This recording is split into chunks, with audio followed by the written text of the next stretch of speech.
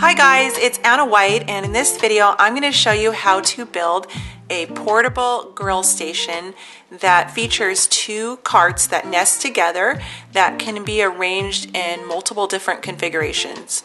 The lower cart is designed at table height to work with a portable grill, so you can pull that out and use it to cook on, and the taller nesting table is designed to be counter height, so it works with most bar stools. This is a really easy project and it's inexpensive and allows you to grill safely, and it's compact so it can be put away in most small spaces. So the first step is to cut all of your materials. So always remember to clamp your board and read your manual with your circular saw and use it appropriately and safely. You can also use a miter saw to make all of these cuts. Now don't worry about having to write all these cuts down right now. I've got you covered with the free plans and all of the cut links and all of the shopping lists too, so you can just download that and get building. I'm going to start by making the taller bar height cart. So it's just simple 2x4 framing, and I like to use 2x4s for outdoor projects because they hold up a lot better, and they're just a little bit more substantial. So in the weather, it's a better idea to use 2x framing. I'm using these self-tapping 2.5, they might be 3-inch long screws, but either would work. They've got a star bit for the driver that usually comes with the screws, and I rarely have to pre-drill. So now for the X's that go on the ends, and of course these add a lot of look to the overall project, but they're structural too. They're going to create a lot of structure and strength in the project. I just scribe them in place like I'm doing here with a pencil, and then you can cut with a circular saw or a miter saw, whichever one is more convenient to you. You could even use a jigsaw as well.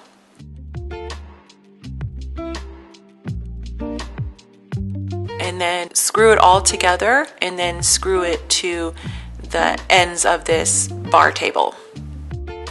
So I would recommend using glue as well on all of these joints. It's not going to hurt you. Just make sure you find an exterior appropriate glue.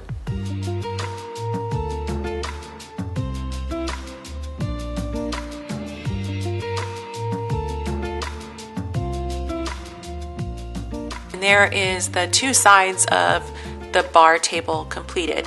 Now I'm going to tie them in with the front and back aprons. These are just 2x4s as well. If you have a pocket hole jig, it would be a great way to attach these to the legs, but I'm going to show you how you can do it with just some screws. So what you can do is angle your screw in like I did there, and do one on the bottom and one on the top.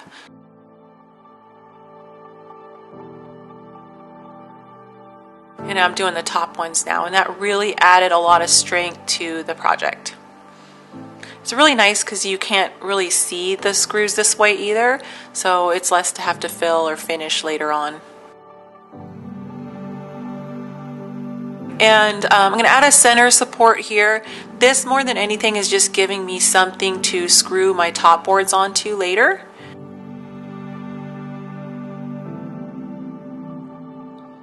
And then I'm going to add 45-degree angle braces to kind of strengthen up those that joint where the side aprons attach to the legs. Now, one thing I'm going to caution you is don't try to cut from small pieces, these little 45-degree pieces. Try to cut it from a longer piece just for safety. Okay, so I had to run to the store to get the top for the bar cart, so I'm going to work on the grilling cart right now. Now this one's really simple. It's just 2x4 framing, those longer self-tapping screws, 2 per joint.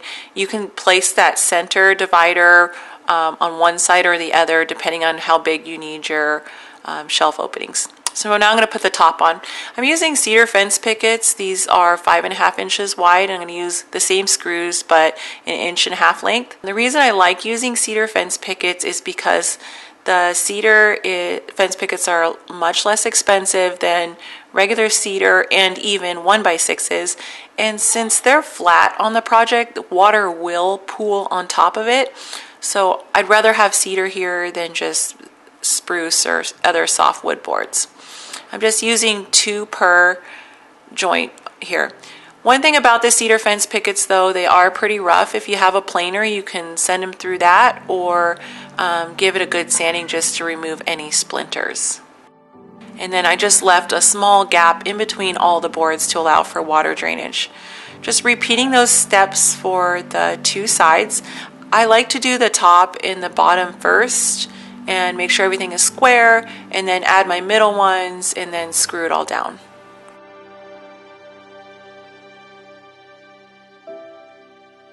So this type of building where I use like a 2x4 frame and then I use a less structural, like a 1x board for like the top or the seating, is how I build Adirondack chairs and picnic tables. It just seems to work out really well, and it's the least expensive, and it ends up being a heavy project but not super heavy, so you can still move it. Okay, now this is going to be the front or the back, whichever way you look at it, of the project, and I want it to look nice. So I really wanted this project to, when you put it away, you can't see the grill. Everything's kind of neatly tucked away, out of sight, out of mind. It's not collecting, you know, dirt, and there's a place for the propane bottle, and so I felt like this was a really good way of doing it. And cheap. Okay, so now finally I'm going to put the casters on. These are 2.5-inch casters. I purchased 2 that just swivel and 2 that have locks, so you can lock it when you're using the grill. And I just used the 1.5-inch screws that I attached the fence pickets to attach them. This is a good size project, but it's certainly something that, you know, you can manage yourself. It isn't a hard project, and the tabletop was a nice size for grilling. All right, I got those 2x6 boards, and I'm going to throw them on the top here.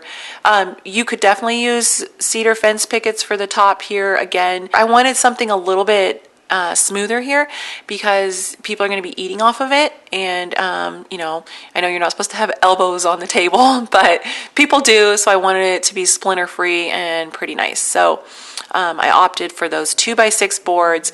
This is very similar to like building a deck or even a picnic table. Added the caster wheels and then used my extra cedar fence picket scrap pieces to create shelving slats in the bottom there, so I can store the grill and the propane bottle down there. I'm using an exterior semi-transparent stain in a medium gray color. This is similar to how you would finish a fence, but I want to say it is not food safe without some sort of poly or something over top of it that'll protect it. And it's ready to use. It's so fun, the different ways that you can configure this, and it can work with so many different spaces. So, but the most important thing is I love how it's safe.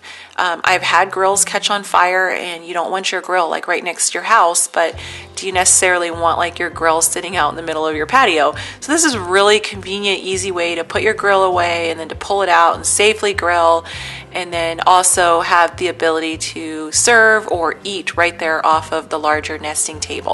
The bar height nesting table is perfect for counter height stools, so you could just grab those right out of your kitchen and bring them out and use them. And then of course the best part of all is you put it all away neatly and not have to think about it until the next time you want to eat outdoors. Thank you guys so much. Remember, the plans are free to download. Appreciate you guys watching. I'm going to take next week off with the holidays, so we'll see you in 2 weeks.